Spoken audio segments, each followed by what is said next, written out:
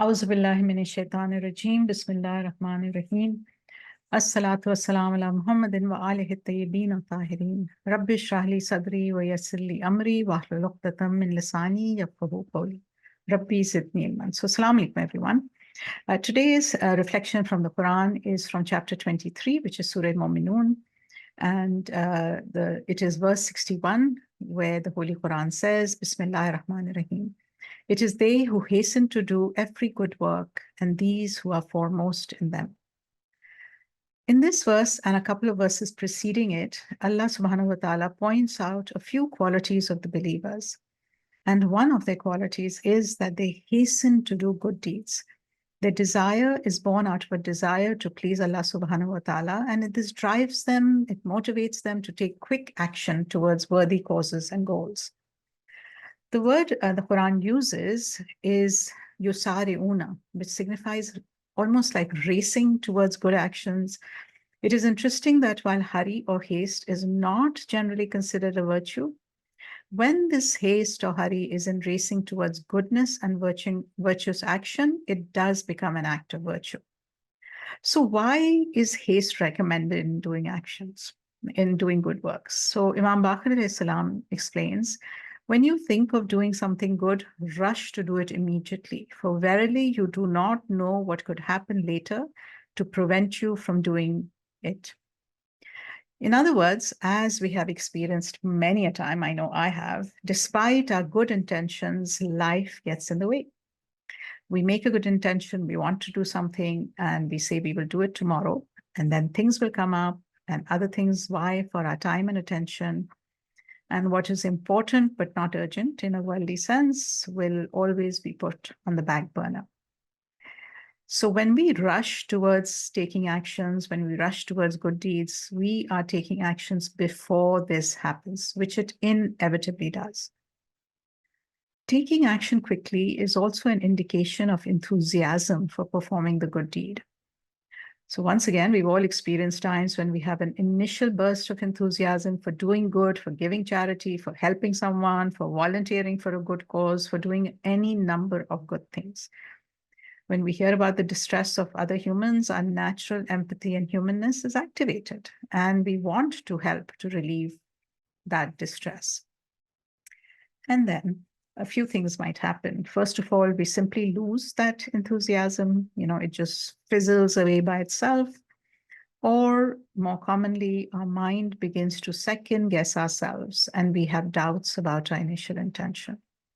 The doubts can be about our own ability, the credibility of the cause. This happens so much, right?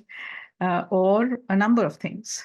And Imam Ja'far Sadiq alayhi salam explains this as a natural human experience. When one of you intends to do good or join relations, this is what he says, then on his right and on his left are shaitans.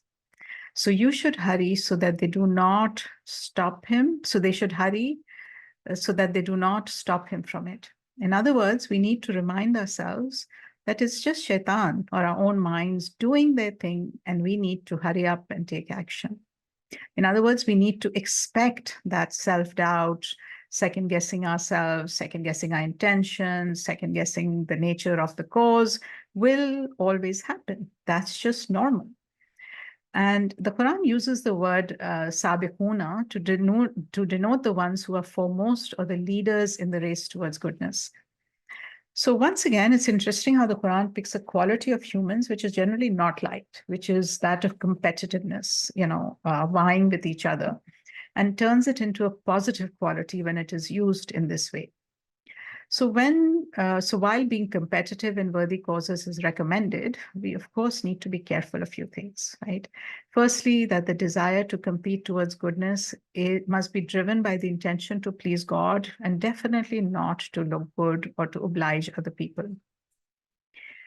The mindset that we have is to hurry towards the pleasure of God and be amongst his chosen and closest people, and not to put others down. In fact, helping others along the way is one of the ways we can be in the group of Sabiqun, interestingly, right? So let's think of a time when we have had an intention to do something good. Could be anything, give charity, help someone, reach out to someone, going through a tough time, visit a loved one, and thought you would do it later, but then never got around to it. By the way, we've all heard the phrase, right? The path to hell is paved with good intentions that never materialized. Ouch, this hits hard for me. Procrastination, we know, is a major human tendency. Our minds lead us to believe that next week things will magically work out. This is even when we have no self-doubt, when we still have the intention and we put things off. We think that next week they will work out and we will have the time to do things which are important but not urgent. Research now confirms that the more you delay something, the less likely it is that you will actually do it. So this idea that we have in our mind that next week we'll have more time is simply not borne out in the research.